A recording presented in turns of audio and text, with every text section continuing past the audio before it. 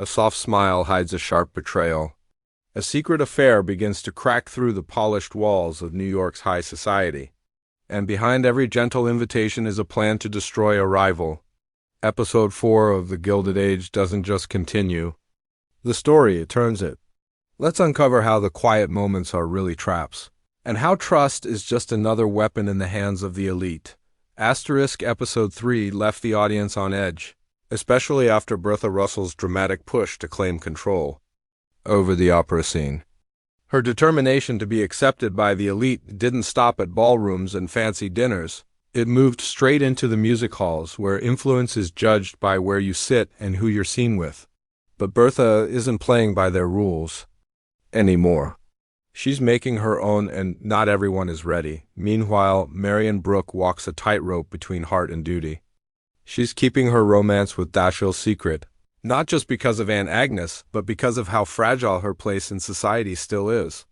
One wrong move and her entire future, both socially and financially, could shatter. And yet the quiet glances and stolen moments are growing bolder, more dangerous. It's not just love, it's risk. George Russell's world, too, is shaking. Powerful men in the railroad world are no longer smiling at him in meetings. Some have begun to whisper behind his back, questioning his deals and wondering if he's made one too many enemies. The calm, firm man we saw in earlier episodes now senses the storm. There are talks of financial sabotage, hidden hands pulling strings to bring him down. Episode 4 starts with this tension simmering. The fancy homes, the polished banquets, the polite words, they're all hiding something. Inside Bertha's grand dining room, the conversations are more than just about food or fashion. Every sentence is a test. Every invitation has a reason. Some characters begin making moves that seem small, but their true aim is big, to shift the balance of power. As the story continues, the camera gives us slow, meaningful looks. Lady Astor's cold smile, Marian's nervous eyes, George's clenched jaw. These are signs, hints. In episode 4, the game changes not with explosions, but with whispers. And those who don't listen carefully are about to get left behind. In the background, a new face is introduced, a character with soft manners and quiet presence, but who clearly holds secrets. Who is she aligned with? Why does her past seem to shake one of the main characters when they see her? These early questions set the stage for even more chaos as the episode builds. What makes this episode special is how it turns silence into pressure. Every elegant party, every walk through Central Park, every social event is dripping with hidden meaning. The build-up is slow and deliberate, and it pays off when everything finally begins to break open in the next sections of the story. In episode 4, the walls of New York's high society are still standing, but the cracks are showing. And those cracks are about to swallow someone whole. What looks like loyalty in public is often betrayal in private. In episode 4, masks begin to slip, and some of the most trusted relationships start to fall apart, quietly, sharply, and without warning. The episode wastes no time showing that trust is a weakness in this world. And those who trust too easily are the first to be punished. Bertha Russell, who has fought so hard to earn her place among the elite, finds herself betrayed by someone within her own circle. A woman she believed was an ally on the opera board turns against her. At a private meeting, this woman supports Lady Astor's decision to block Bertha's opera plans, using Bertha's own past words against her. This betrayal isn't loud or obvious. It's done with a smile, a polite tone, and a quiet vote, but the damage is deep. Bertha realizes that in this society, friendship is only real until it's inconvenient. Meanwhile, George faces his own storm. A fellow businessman, one who had shared drinks and made deals with him, is secretly working with George's rivals. Together, they begin pushing a legal trap forward, one that could weaken George's financial control over his railroad projects. George doesn't know yet who's behind it all, but episode 4 gives viewers a key clue: a sudden change in attitude. During a gentleman's dinner, what was once polite respect turns into cold questions about his accounts. It's a warning. The hunt has begun. Marian is not safe either. A simple comment she made in confidence reaches the wrong ears. It's not clear who repeated it, but suddenly Aunt Agnes is watching her closely again. At a family tea, Agnes brings up Dashiell's name, pretending it's casual. But Marian can feel the shift. Someone close to her, perhaps a friend or even a servant, has quietly exposed her secret. And now, every step she takes feels like walking through a minefield. Even downstairs, betrayal is brewing. A staff member, eager for more power and favor, begins feeding personal information about the Russell household to another estate. It starts with harmless gossip but quickly grows into something dangerous. Bertha's private plans, her social strategy leaks, begin to appear. It's a reminder that betrayal isn't just among the rich. Even those who serve them can turn into weapons if given a reason. One of the most heartbreaking moments comes when a young debutante is pushed out of a circle she thought she belonged to. Her so-called friends spread a cruel rumor after she receives attention from a wealthy bachelor. At a charity event, she's publicly ignored, her invitations pulled without explanation. She looks around, confused and crushed, and realizes the truth: her rise made others feel threatened.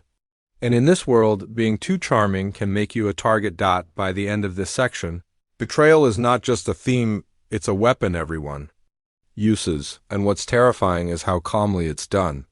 No shouting, no fighting, just polite words, cold glances, and doors that quietly close forever. In the Gilded Age, Episode 4 reminds us that betrayal often comes in velvet gloves. And the most dangerous enemies are the ones who still smile at you after they've already pulled the trigger. In the Gilded Age, the rules of love are strict, but the heart doesn't care. In Episode 4, desire breaks past the polished surface of high society, slipping through locked doors and whispered warnings. While the world watches for public mistakes, it's in private where the real danger begins. In this chapter, passion turns into risk, and hidden affection threatens everything people have built. Marian, Brooke's secret relationship with Dashiell becomes harder to contain. They try to stay careful, short meetings in quiet corners, letters passed without being seen, but their connection is growing too strong.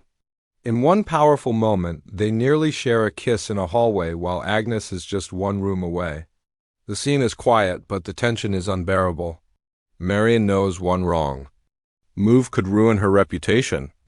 But for the first time, she asks herself, can a life without love still be called a life? But Marian's not the only one walking the line.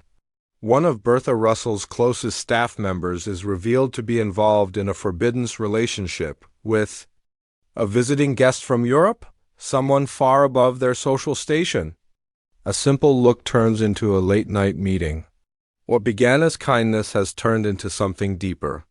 They know it can't last. If discovered, one would lose their position, the other their honor. Yet they keep meeting, choosing a few stolen moments over a lifetime of safety. Even in the grand homes of the elite, not everything is as it seems. A powerful matriarch, known for her grace and strength, receives an anonymous letter, a note from someone she loved long ago, someone she believed was lost forever. Her hands shake as she reads it.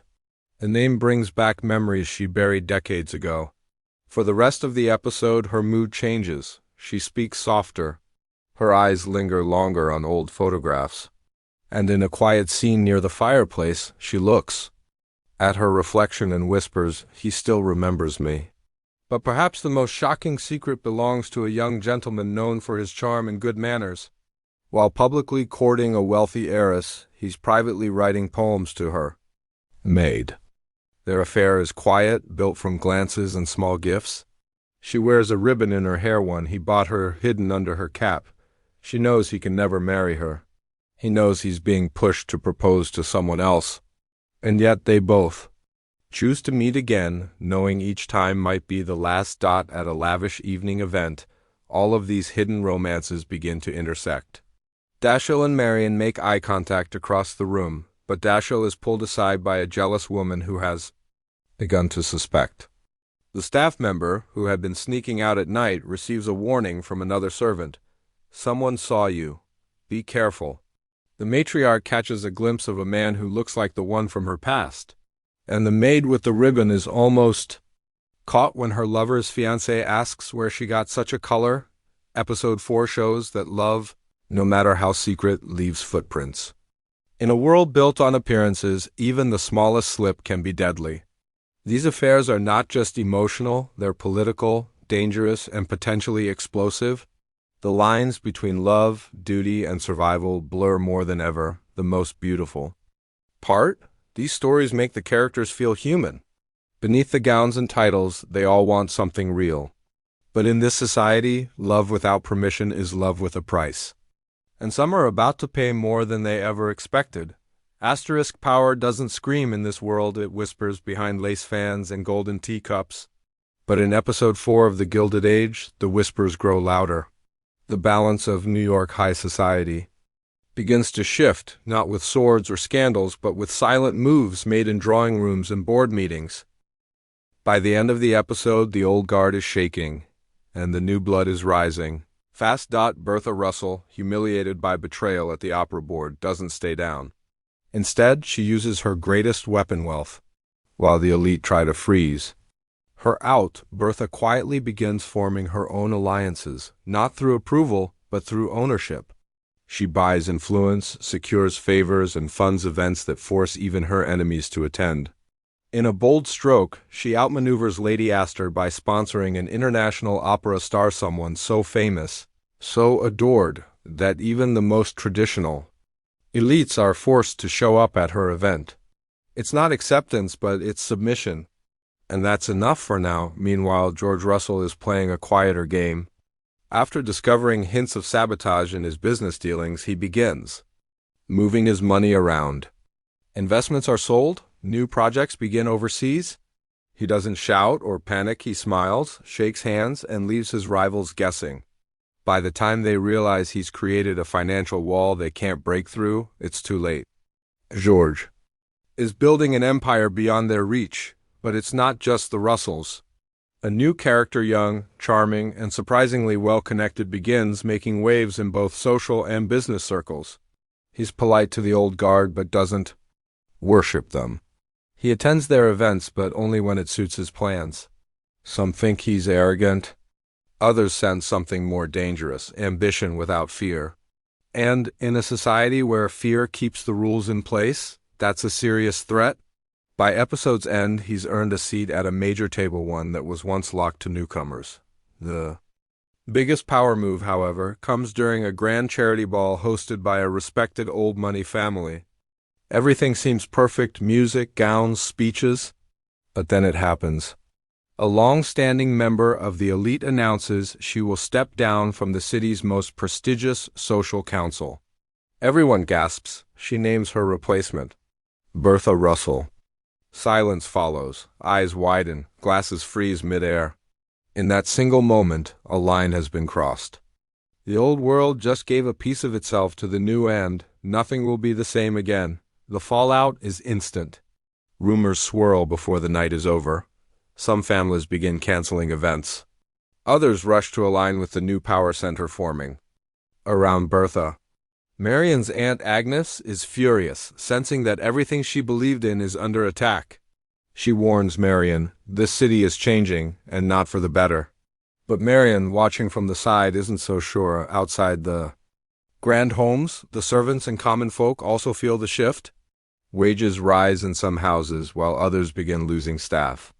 The ripple effects of social change are not limited to ballrooms. They're felt in kitchens, stables, and street corners.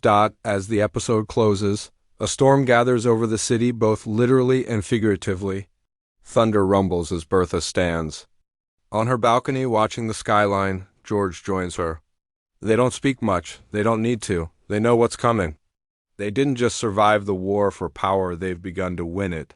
But victory in this world never comes without a price. And as the final scene fades, we're left with one question. Now that the rules are changing, who will break first?